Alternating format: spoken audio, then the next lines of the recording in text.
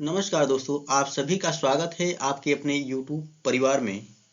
दोस्तों, आज हम SST previous year question solve करने वाले हैं। दोस्तों, अगर आप चैनल पर नए हैं, पहले चैनल को सब्सक्राइब कर दें और बेल आइकन को प्रेस कर लें, जिससे कि हमारे आने वाले सभी वीडियो का नोटिफिकेशन आपको मिलता रहे। दोस्तों, आज के लिए पहला प्रश्न है, निम्नलिखित में से किसको भारत में राज्य का पहला नागरिक कहा जाता है? दोस्तों, भारत में राज्य का पहला नागरिक राज्यपाल होता है, तो इसका सही विकल्प हो जाएगा विकल्प बी। जबकि देश का पहला नागरिक भारत का राष्ट्रपति होता है। वर्तमान लोकसभा है। दोस्तों, आपको बताना है कि वर्तमान में कौन सी लोकसभा कार्यरत है। दोस्तों, इसका सही विकल्प हो जाएगा विकल्प सी, 17वीं लोकसभा। भारत का वर्तमान राष्ट्रपति कौन है? दोस्तों, भारत के वर्तमान राष्ट्रपति जो हैं श्रीमती द्रौपदी मुर्मू जी हैं, तो इसका सही विकल्प हो जाएगा विकल्प डी, द्रौपदी मुर्मू जी। अगला प्रश्न है, भारत के संविधान में निम्नलिखित में से किसका उल्लेख नहीं किया गया है? सरकार का ढांचा, दोस्तों इसका तो किया गया है। राजनीतिक दलों के नाम, दोस्तों राजनीतिक दलों के नाम इसका उल्लेख नहीं किया गया है, तो इसका सही विकल्प हो जाएगा विकल्प बी, राजनीतिक दलों के नाम। बाकी नागरिकों के अधिकार इसका तो है। राज्यों और केंद्र शासित प्रदेशों के नाम इसका भी उल्लेख किया गया है। राज्यसभा में सदस्यों को कौन नामांकित करता है? दोस्तों, राज्यसभा में सदस्यों को यानी कि 12 सदस्यों को नामांकित भारत के राष्ट्रपति के द्वारा की जाती है, तो इसका सही विकल्प हो जाएगा विकल्प डी, भारत का राष्ट्रपति। दोस्तों, 12 सदस्यों को भारत के राष्ट्रपति द्वारा राज्यसभा के लिए नामित किया जाता है, जिनके पास जो है साहित्य, कला, विज्ञान और सामाजिक सेवा जैसे तथ्य के संबंध में विशेष ज्ञान या अनुभव होता है। ऐसे सदस्यों को राज्यसभा के लिए नामित करता है भारत का राष्ट्रपति। निम्नलिखित में से कौन भारत की संविधान सभा का अध्यक्ष था? दोस्तों, इसका सही विकल्प हो जाएगा विकल्प बी, डॉक्टर राजेंद्र प्रसाद संविधान सभा के अस्थायी अध्यक्ष थे। दोस्तों, जबकि डॉक्टर बी.आर. अम्बेडकर को भारतीय संविधान का जनक माना जाता था और ये प्रारूप समिति यानी कि ड्राफ्टिंग कमेटी के अध्यक्ष नियुक्त किए गए थे। निम्नलिखित में से कौन भारत का एकमात्र भारतीय गवर्नर जनरल था? दोस्तों, भारतीय गवर्नर जनरल सी राजगोपालाचारी जी थे, तो इसका सही विकल्प हो जाएगा विकल्प सी राजगोपालाचारी यानी चक्रवर्ती राजगोपालाचारी। भारत का संविधान कब अपनाया गया? दोस्तों, भारत का संविधान जो है 26 नवंबर 1949 को अपनाया गया था, तो इसका सही विकल्प हो जाएगा विकल्प बी, 26 नवंबर 1949 को। जबकि भारतीय संविधान पूर्ण तरीके से लागू हुआ था 26 जनवरी 1950 को। निम्नलिखित में से किसने भारत की रियासतों को एकीकृत करने में निर्णायक भूमिका निभाई थी? इसका सही विकल्प हो जाएगा दोस्तों विकल्प ए, सरदार वल्लभ भाई पटेल ने। दोस्तों, इनको भारत का बिस्मार्क भी कहा जाता है। निम्नलिखित में से कौन भारत के संविधान की समवर्ती सूची के मामलों में कार्य करता है? दोस्तों, समवर्ती सूची के मामलों में केंद्र सरकार और राज्य सरकारें दोनों ही कानून बना सकती हैं, तो इसका सही विकल्प हो जाएगा विकल्प डी, केंद्र सरकार और राज्य सरकार। लेकिन दोस्तों, राज्य सरकार और केंद्र सरकार अगर इनके द्वारा बनाए गए कानूनों में मतभेद होता है, तो केंद्र सरकार के द्वारा बनाया गया कानून ही मान्य होता है। निम्नलिखित में से कौन भारत की संविधान सभा में मसौदा समिति के अध्यक्ष थे? दोस्तों, यहाँ पर नाम ही बदल दिया गया है, तो मसौदा समिति ही दोस्तों हमारी ड्राफ्टिंग कमेटी है, तो इसका सही विकल्प हो जाएगा विकल्प ए, डॉक्टर बी.आर. अम्बेडकर मसौदा समिति के अध्यक्ष थे, या ड्राफ्टिंग कमेटी भी इसी को कहा जाता है, प्रारूप समिति भी कहा जाता है। 18वीं सदी में किसके नेतृत्व में बंगाल धीरे धीरे मुगल नियंत्रण से अलग हो गया? दोस्तों, आपको बताना है कि 18वीं सदी में किसके नेतृत्व में बंगाल धीरे धीरे मुगल नियंत्रण से अलग हो गया था? दोस्तों इसका सही विकल्प हो जाएगा विकल्प डी, मुर्शिद कुली खान के नेतृत्व में। निम्नलिखित में से किस गवर्नर जनरल ने फैसला किया कि बहादुर शाह जफर आखिरी मुगल सम्राट होंगे और उनकी मृत्यु के बाद किसी भी वंशज को शासक के रूप में पहचाना नहीं जाएगा? दोस्तों इसका सही विकल्प हो जाएगा विकल्प डी, लॉर्ड डलहौजी ने। दोस्तों लॉर्ड कॉर्नवालिस को सिविल सेवा का जनक माना जाता है। किस गवर्नर जनरल ने घोषित किया कि अवध पर गलत तरीके से शासन किया जा रहा था और उचित प्रशासन सुनिश्चित करने के लिए ब्रिटिश शासन की आवश्यकता थी? दोस्तों ऐसा किया था लॉर्ड डलहौजी ने। तो इसका सही विकल्प हो जाएगा विकल्प डी, लॉर्ड डलहौजी। दोस्तों इन्होंने उस समय जो है वहां अवध पर वाजिद अली शाह शासन कर रहा था। दोस्तों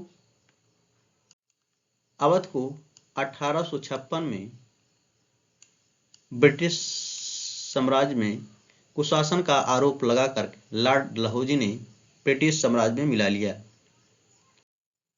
कानपुर के किस शासक ने खुद को पेशवा कहा? दोस्तों इसका सही विकल्प हो जाएगा विकल्प डी, नाना साहब ने खुद को पेशवा कहा।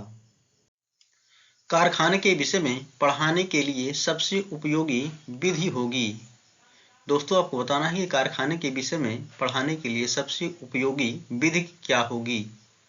दोस्तों इसका सही विकल्प हो जाएगा विकल्प बी, किसी औद्योगिक कारखाने की यात्रा आयोजित करना। दोस्तों उद्योग की यात्रा छात्रों को पारस्परिक कौशल और संचार तकनीकों को बढ़ाने में मदद करती है। वे यात्राओं के दौरान जो है उद्योग की खरीद और विनियमन के बारे में जानते हैं। इसलिए किसी औद्योगिक कारखाने की यात्रा आयोजित करना चाहिए किसी कारखाने के विषय में पढ़ाने के लिए। एडुसेट क्या है या एडुसेट से क्या अभिप्राय है, आपको बताना है दोस्तों। दोस्तों यह एक जो है भारतीय अंतरिक्ष अनुसंधान संगठन द्वारा शुरू किया गया संचार उपग्रह है, जो पहला समर्पित शैक्षिक उपग्रह भी है, जो उपग्रह को शैक्षिक सामग्री पहुंचाने के लिए कक्षा में दोनों तरफ से संचार प्रदान करता है। तो इसका सही विकल्प हो जाएगा विकल्प डी, रॉकेट, जिसका उपयोग मानव निर्मित उपग्रहों को सूर्य की कक्षा में स्थापित करने के लिए किया जाता है। पंचवाड़ी और बीजक में निम्नलिखित में से किस महान हस्ती के छंद और विचारों को संरक्षित किया गया है?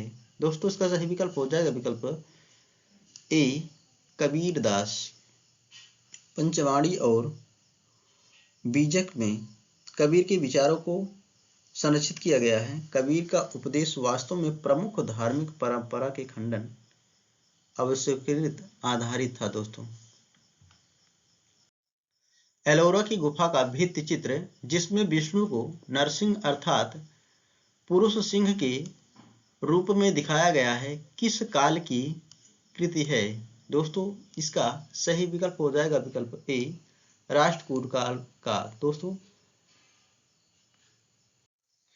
निम्नलिखित में से कौन सा संगठन उपनिषद में आस्था रखता है? दोस्तों इसमें से ब्रह्म समाज जो है उपनिषद में आस्था रखता है। तो इसका सही विकल्प हो जाएगा विकल्प डी, ब्रह्म समाज। दोस्तों ब्रह्म समाज के संस्थापक थे राजा राम मोहन राय जी। वात दिग्दर्शी का प्रयोग क्या मापने के लिए किया जाता है? दोस्तों इसका सही विकल्प हो जाएगा विकल्प बी, वायु दिशा, क्योंकि दोस्तों वात का मतलब होता है हवा और दिग्दर्शी यानी कि दिग माने होता है दिशा, तो इसका प्रयोग वायु की दिशा ज्ञात करने के लिए किया जाता है। वायुमंडल की निम्नलिखित में से कौन सी परत रेडियो तरंगों के संचरण में मदद करती है? इसका सही विकल्प हो जाएगा दोस्तों विकल्प सी, बहिर्मंडल। पृथ्वी की विभिन्न परतों को क्रम में आंतरिक से बाहरी परत तक पहचानिए। दोस्तों पृथ्वी का सबसे ऊपरी परत जो है परपटी कहलाता है, तो इसमें से सबसे पहले आएगा परपटी।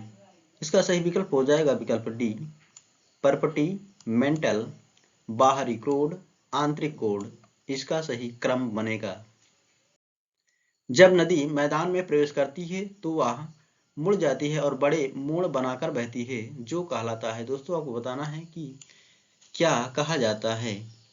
इसका सही विकल्प हो जाएगा दोस्तों विकल्प बी, विसर्प या विसर्पण। अधिकांश दुर्गम क्षेत्रों में और आपदाओं के समय लोगों को बचाने के लिए भोजन, जल, कपड़े एवं दवाओं को वितरित करने के लिए यातायात का कौन सा साधन बेहद उपयोगी है। दोस्तों इसका सही विकल्प हो जाएगा विकल्प डी, वायुमार्ग।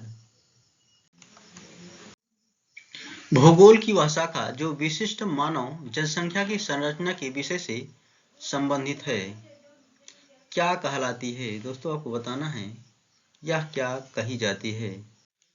दोस्तों इसका सही विकल्प हो जाएगा विकल्प बी, जनसांख्यिकी। भूगोल की वह शाखा जो विशिष्ट मानव जनसंख्या की संरचना के विषय से संबंधित होती है दोस्तों, उसको जनसांख्यिकी कहा जाता है। अभिकथन ए दे रहा है दोस्तों, सूर्य गुजरात में अरुणाचल प्रदेश के लगभग 2 घंटे बाद अस्त होता है। बिल्कुल सही ऑप्शन है दोस्तों ए वाला। कारण आर, अरुणाचल प्रदेश गुजरात की तुलना में उच्च अक्षांश पर स्थित है। दिए गए विकल्पों में से सही विकल्प का चयन कीजिए। दोस्तों ऑप्शन ए वाला भी ठीक है, लेकिन अभिकथन ए की और कारण आर जो दिया गया है सही व्याख्या नहीं कर रहा है। जिसका सही विकल्प हो जाएगा विकल्प ए और आर दोनों सत्य हैं, लेकिन आर ए को सही तरीके से स्पष्ट नहीं करता है। निम्नलिखित में से कौन सा ऊर्जा का गैर परंपरागत स्रोत है। दोस्तों इसका सही विकल्प हो जाएगा विकल्प बी, सौर ऊर्जा ऊर्जा का गैर परंपरागत स्रोत है, जबकि प्राकृतिक गैस, कोयला, ईंधन ये सभी परंपरागत स्रोत के अंतर्गत आते हैं। विशेष रूप से निर्मित टैंकों और तालाबों में मछली का प्रजनन कहलाता है। दोस्तों यह कहलाता है पिस्सीकल्चर। तो इसका सही विकल्प हो जाएगा विकल्प सी, पिस्सीकल्चर। जबकि दोस्तों विटीकल्चर कहा जाता है अंगूरों की कृषि को, हार्टिकल्चर बागवानी को और सेरीकल्चर कहा जाता है रेशम कीट पालन को। याद रखना है दोस्तों।